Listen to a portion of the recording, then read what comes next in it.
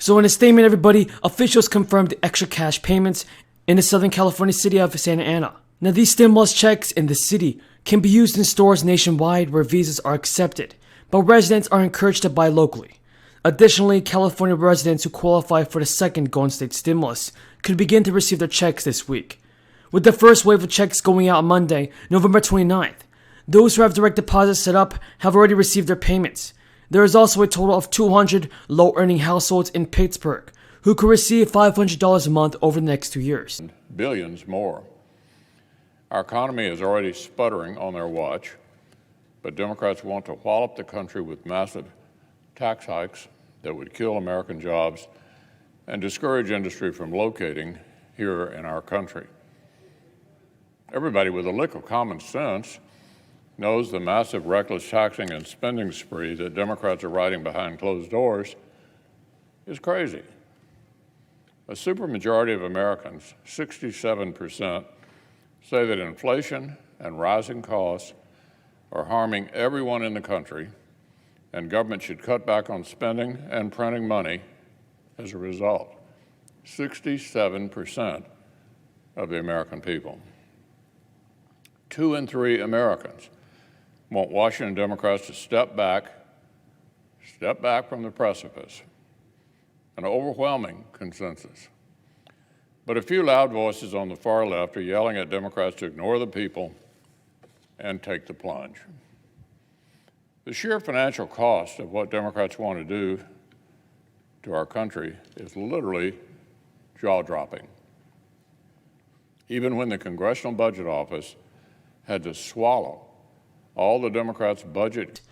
As the city looks to use some of its stimulus relief funds in this manner. So as the Pittsburgh mayor, the payments will begin to be sent out later in 2021. In the city of Chicago, they will send out universal basic income payments of $500 per month to qualifying families with incomes under $35,000. The 5,000 eligible families will be chosen randomly. As part of Louisiana's financial literacy program, teenagers will be given $350 in monthly payments, with the first batch to be set out in December, and the program is set to last for the next 10 months. The people who are able to qualify for this must be between the ages of 16 and 24 and either unemployed or not in school. And President Biden's sweeping social spending agenda is facing an uncertain future in the Senate, where Democrats are hoping to pass it by the end of the year. The House passed a roughly $2 trillion bill before the Thanksgiving break, formally starting the clock in the Senate, where Democrats need to balance their 50 seats in an ambitious push to give Biden a win by passing the bill within weeks and competing December deadlines. Senate Democrats are also navigating potential landmines as they try to lock down a spending bill and quickly cut a final deal. Biden and Democratic leadership don't have any guaranteed votes yet to pass the bill or even start debate, a first step toward bringing the Senate bill up to the floor. Now, Joe Manchin is a key moderate, and he declined to say if he would vote to start debate on the spending bill, and sidestepped commenting to the end-of-year deadline that's being pushed by Democratic leadership. On Monday, I convened a group of CEOs from some of the largest retailers and grocery stores in the nation, as well as companies who work with small businesses across America, including the CEO of Walmart, as I mentioned, along with Best Buy, CVS, Samsung, Mattel, Etsy, and QVC. My administration has been working with many of the CEOs and others to keep these goods moving through our supply chain to ensure the shelves are stocked heading into the holiday season. The CEOs I met with this week reported that their inventories are up, shelves are well stocked, and they're ready to meet the consumer demand for the holidays. The CEO of Etsy represents over 5 million small businesses and entrepreneurs. He told me, and I quote, "Our survey data says they are less concerned about supply chain challenges this year than they were last year," end of quote. I've also spoken with the CEOs of UPS and FedEx, which are on track to deliver more packages than ever. Now, I can't promise that every person will get every gift they want on time. Only Santa Claus can keep that promise. But there are items every year that sell out that are hard to find. Some of you moms and dads may remember Cabbage Patch Kids back in the 80s, or Beanie Babies in the 90s, or other toys that have run out at Christmas time in past years when there was no supply chain problem. But we're heading into a holiday season on very strong shape. It's not because of luck. We averted potential crisis by figuring out what needed to get fixed, and then we brought people together to do the hard work of fixing it. That's exactly what we're doing with the second concern I want to talk about today, prices. Here are a few things you should know.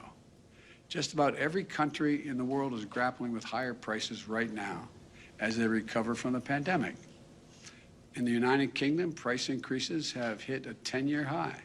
In Germany, a 28-year high. In Canada, price increases are the... And Kirsten Sinema has also said, has not told reporters if she supports the spending bill, noting in an interview that the bill being passed by the House is not a mirror image of the spending framework rolled out by the White House. And White House Press Secretary Jen Psaki said that White House officials has been in close touch with Senate Democrats, including meeting with Chuck Schumer. What are your thoughts on our politicians in Congress, everybody? Are they doing all that it takes to send up the fourth stimulus check? Tell me what you think in the comments below. Unfilled positions were setting new all-time highs. And yet, Washington Democrats now want to double down with a plan that would shatter a decades-old consensus about the link between welfare and work. They want to massively expand access to welfare, including to people in this country, listen to this, who are in this country illegally, by hijacking the child care tax credit that was designed for working families with actual tax liabilities. That's what the child tax credit was for, to help working families who had actual tax liabilities. Or look at the ongoing obsession with the Green New Deal policies. President Biden's cave to the far left's climate agenda started on day one, canceling American jobs, Keystone XL pipeline, and freezing exploration of new sources of domestic energy.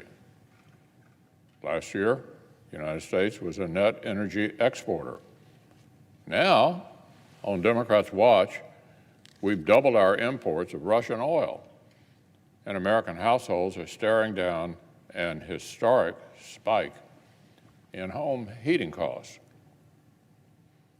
Was it time to pump the brakes on green radicalism? Not if you ask Washington Democrats.